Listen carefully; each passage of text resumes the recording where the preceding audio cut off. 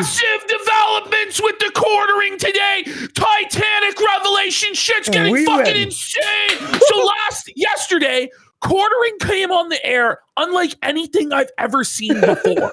Like, he was high out of his fucking mind, in my opinion, on either Adderall, cocaine, some sort of stimulant. I couldn't explain it otherwise. He just starts screaming and ranting and raving. And like, he was actually able to put words together, like one after the other. Hell, it was like over. I know. It's like for 20 or 30 minutes. It's like we were watching an actual show where he's just screaming about black people and just cursing out Charlemagne the God, cursing out what's his name, Hotep Jesus. Now Hotep Jesus is demanding that Quartering debate him. Quartering's ducking Hotep Jesus challenges. Owen Schroyer's now had to step in to felt Hotep Jesus and the black supremacist.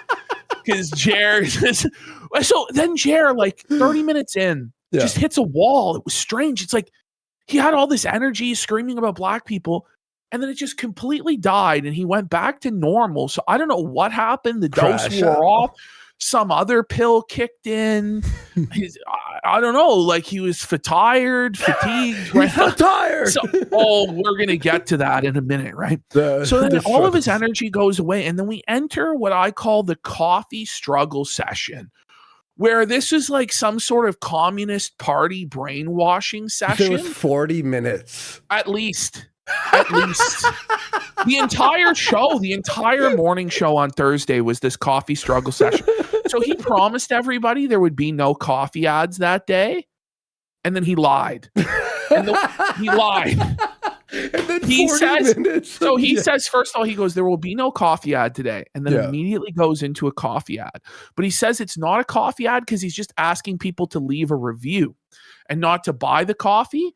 But then he's like, people are asking about the coffee. So then he went into like a 40-minute infomercial about the coffee. No. And every attribute of the coffee business, what it sells for, what his margins are. But it's doing well, right? It's going to be in Walmart? No, he admitted it's not going to be in Walmart.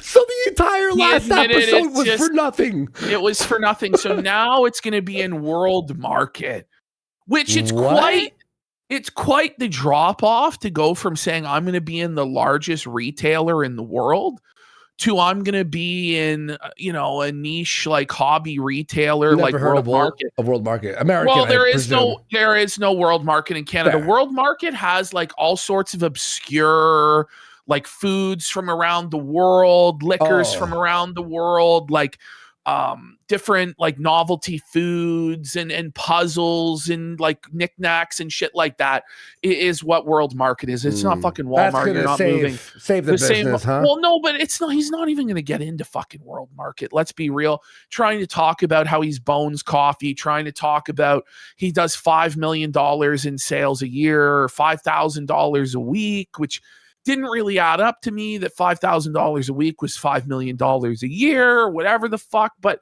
okay, but then he admits that he makes like nothing, that he makes like maybe a couple grand a month from the coffee in profit. He said $100K a week. He said his ultimate goal for the coffee company, right, is to be able to make $10,000 a month. Now, we're talking about like you're going to be selling millions and millions and millions of dollars of coffee to make $10,000 a month. Surely there has to be an easier way to make $100,000 a year than running a massive coffee company. Like, it doesn't make any sense. Yeah, Jared. That's actually crazy. And also, it just negates everything he's ever told us ever. I know. Well, and then, so this weird, like, stimulant-driven stream then crashes out the next day. And it's like a disaster. But this stream, he like gets into this big session with the audience about how it's not a blend, how it's 100% Kona. It doesn't say blend anywhere. But we've all seen this. We've seen it. Blend. Like we showed it on the show. Description multiple times. And he was just denying it, trying to gaslight everybody. Couldn't even find his own product description on Amazon. Finally, he finds it, and it does say blend. once again, the detractors were correct, Jer, you dumb fuck, and he has to admit that. Oh, He's bad seething- faith, He's trolls, lying. seething Yeah. and salty the Yeah. whole time. He admits, okay, I could see why people say it's a blend, but it's 100% Kona. Sure, Jer. It's like the thing is though, with Kona coffee, it's a distinct product category in Hawaii that has to follow very strict labeling guidelines, and whether it's 100% or it's a blend is very important. And when you start talking about blend with Kona coffee, everybody assumes then it's not 100% Kona because the ones that aren't have to be labeled blend. So you've got, on one hand, the title says 100% Kona, but then in the description it says blend. Well, in this particular product category, that's fucked. People don't know what the fuck they're buying. And then he gets hostile and angry when people ask Also questions about what's going on. It's a fucking scam. Like, Yeah, if you lie it is about a that. scam, and like this Misty Moshi lady fucking destroyed him on it, and he's coping, and so then he's like, okay, well, I'm going to alter the product description right now, guys. I'm going to change it to say 100%. That makes it not a scam now. But then his argument is that it makes it not dropship coffee because he can edit a product description. What? That doesn't make sense, Jeremy. Oh my God. It has nothing to do with the logistics of shipping it or whether you're buying it from somebody else or roasting it yourself, whether you can edit an Amazon product description. It makes no fucking sense.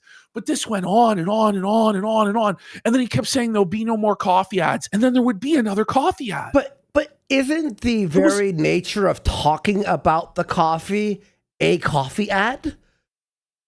Right, you know what I mean? Like, it's still a coffee ad if you're yapping about the coffee. Then he does like a legitimate coffee ad like 5 times.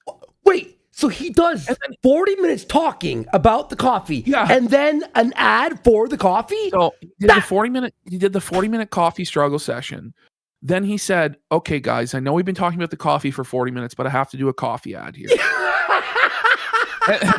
and it was twisted.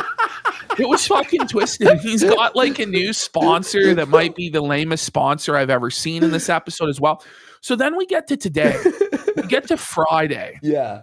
I've honestly just skipped over, like, the Melanie Mac show sucked. It was so fucking It's really bad boring. with her. Yeah, man. It was really boring. So we get to the Friday show, and Quartering just starts off by saying he's tired about 30 times in a row. And he's just exhausted. He says he can't take it anymore, the stress of the job and how much he's having to work. And he has 65 shorts that he has to produce today alone. 65? Yeah, he said 65 shorts 20 per today. channel, right? Yeah, something like this, 20 shorts a day. I'm tired for him, dude. He's tired. He's tired.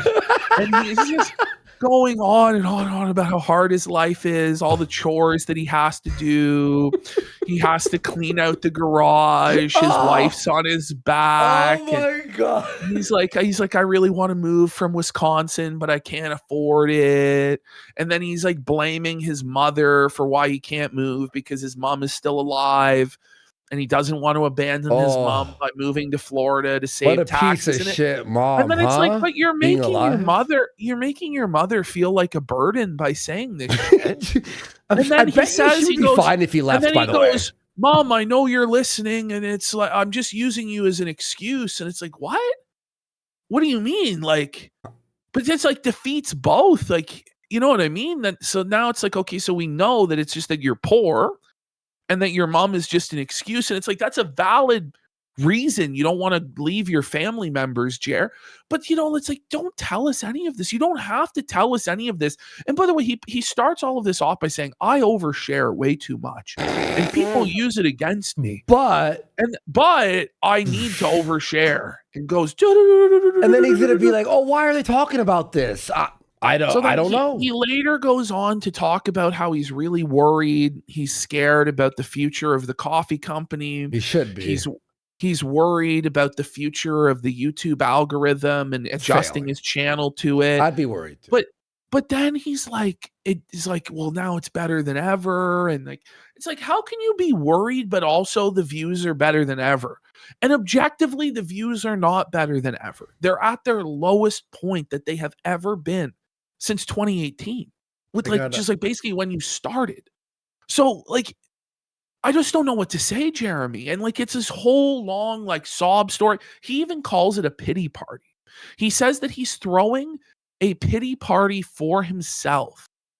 And then like one of the viewers says that he has testicular cancer. And Jer's like, well, but I'm having to make too many YouTube videos. Oh my God. Dude. Like the guy tries to put it into perspective for him, and it's like, no, my life's way worse because I'm fucking making shorts. And I Jer said it with like, he's kind of kidding, but I think he was like, but he's sad. Like he's sad as fuck, bro. You can see it in his eyes. Like he's just breaking down. So it like went from one day where Jer's like super excited, the whole world wins at his back, to then he's just buck broken the next day, just completely depressed and defeated and tired. And he just kept saying over and over again, he would just go, I'm tired, boss. I'm tired, boss. He actually did it. He goes, I'm tired, boss. So he's been watching the show because we say that all the time. Well, there was other things that he was taking from our show, like various phrases. I've noted him taking your phrases or my phrases, and we're like, or like points that we make that are very specific that are like, come on. Guys, we've got actually a really banger quartering segment today. Yeah. We also have the Luther Morgan steak expose that we didn't get to. So that one's really good too. Massive main event quartering segment. We also have some Whoa Buddies. We're going to be talking about Clav's botched nose job. I actually feel sad for the guy. Like, it's bad. Oh, Sneeko tried having sexual intercourse with Tate. So we got not surprised. We got the remember when Aiden Ross sniffed his seat? Do you remember that? Yes. I just don't know how Aiden Ross ended up as big as he was, because the first time I heard of him is he was sniffing Andrew Tate's seat. Yeah. So I guess all of these guys are like having gay sex with each other, trying to proposition each other. No one's really surprised. Styx documentary by Mikey No More. I think we're finally going to get to it tonight. The Styx documentary, DSP crashing out at the fighting game. Very funny, and tough maybe stuff. Some fucking of our. Well, I've got a Mr. Morrow in there, new Mr. Morrow today. So we'll see what Mr. Morrow's up to, and we also have the newest Great Indoors. So a lot of content tonight for the show. Should be a pretty fun Friday night. You got to tune in. 8:30 p.m. Eastern. Only on Kick.